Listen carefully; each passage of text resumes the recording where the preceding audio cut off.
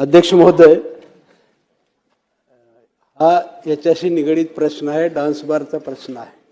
सोलापूरच्या आयुक्त कार्यालयात मी व्हिडिओ पाठवला, डान्स बार कसा चालतोय, अवैध कसा चालतोय। तो व्हिडिओ घेऊन सीपी ऑफिसच्या कार्यालयातून अधिकारी पाठवतात, डान्स बार मधून सर्वजण बाहेर येतात दिसतायत, पण कारवाई मात्र कुठली होत नाही।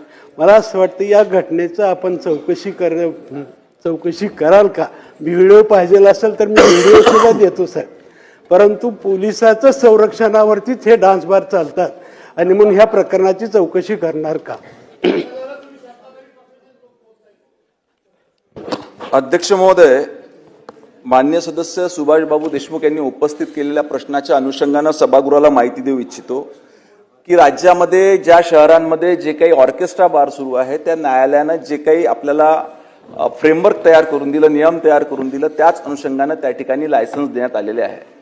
परंतु असं असताना देखील काही ठिकाणी ह्या नियमांची पायमल्ली करून, नियम तोडून काही ठिकाणी वेगळे प्रकार त्या ठिकाणी चालतात।